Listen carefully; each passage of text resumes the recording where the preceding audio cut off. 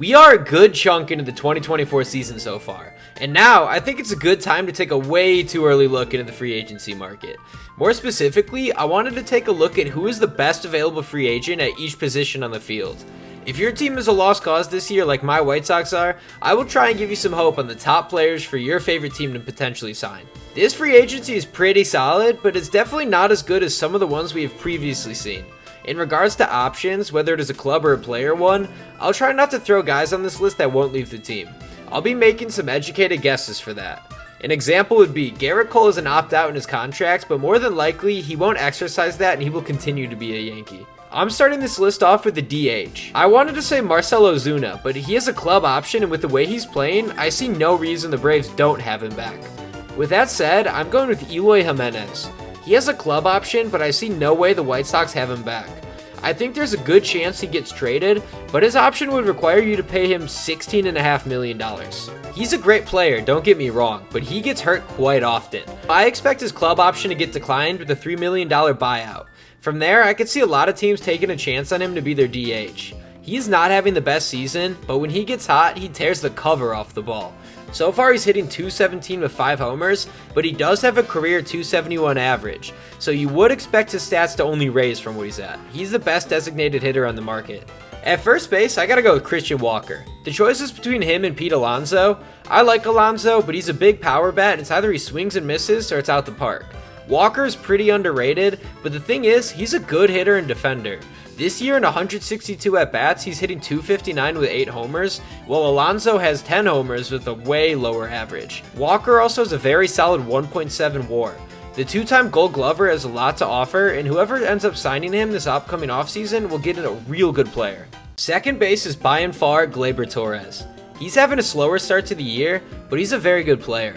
The 27-year-old is hitting .224 with 2 homers, but he does have a career .264 average with 125 homers, ever since he made his debut in 2018. He is also a 2-time All-Star, and he should be getting a pretty solid contract when he makes his decision. This is a guy I like very much, and I would love for the White Sox to sign, but the odds are that doesn't happen. Shortstop is pretty uncontested, with the best available being Willy Adames. Adames is having a great year so far with a 1.1 WAR, and he's hitting .250 with 7 homers for the first place Brewers. He should easily make over $100 million this offseason. He's 28 years old with almost 20 career WAR. Being the best shortstop on the market, I can really see teams getting super competitive to get him on their squad. Willy Adames is a fantastic player who any team would love to have. Third base belongs to Alex Bregman. I see no reality where he signs back with the Astros due to how much money they have given other players just like Altuve. Bregman is having a slow start to the season, but he has a very decorated career and his services would be welcomed by many teams. He's only 30 years old and he has a lot of good baseball left in the tank. Third base is a very weak market this year and Bregman is the best option by far. A lot of teams will be making moves to get him on the roster. The catcher market is probably the weakest and most underwhelming position group for free agency. With that being said, I have Danny Jansen as my number 1. I have no doubt that he leaves the Blue Jays and goes somewhere where he can be the number 1 option at catcher. I'm sure he doesn't like splitting time with Alejandro Kirk. The 29-year-old is one of the most underrated players in baseball, and he spearheads the catcher's market. He's only had 60 at-bats this year, and in that span, he has a .300 average with 4 home runs. Catcher is always a position of need in baseball, and Jansen can fill that void at a very high level.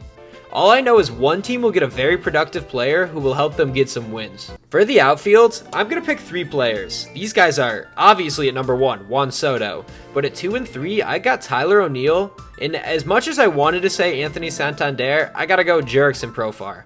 I don't think I need to explain the value of Soto, just know his contract will probably be second only to Shohei Ohtani. Besides Soto, the outfield market is a pretty fun one, just because of all the guys with the sheer number of breakouts. Jurickson Profar has really played insane this year after getting called irrelevant by Will Smith and getting only a $1 million contract. He has positional versatility and a 1.4 WAR this year. Through 157 at-bats, he boasts a .325 average with 7 home runs. And the fact that he's also a switch hitter makes him even more valuable. Not sure how much he makes, but it'll be a hell of a lot more than the $1 million he is right now. The third guy on my list, Tyler O'Neill, is having an awesome year for the Red Sox. He's hitting .254 with 10 home runs. He's only 28 and has 2 Gold Gloves already, and he offers a nice combination of speed, defense, and power. I could see him re-signing with Boston if I were to guess, but he will be a name to look out for this upcoming offseason. My two honorable mentions for the outfield position are going to be Teoscar Hernandez and Anthony Santander, but this outfield class is probably the best available. The starting pitcher market is pretty loaded.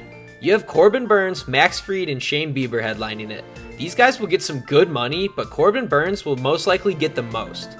He already has a Cy Young and is definitely in the conversation for another with a 2.68 ERA and 9 starts this season. He is and has been one of the best pitchers in baseball, and he will get a huge contract considering that he is good and 29 years old. Maybe the Orioles open up their wallet with the new ownership, but they would be smart to extend him before he hits the market where he might just be the most valuable player besides Juan Soto. I think the best reliever on the market belongs to Paul Sewald.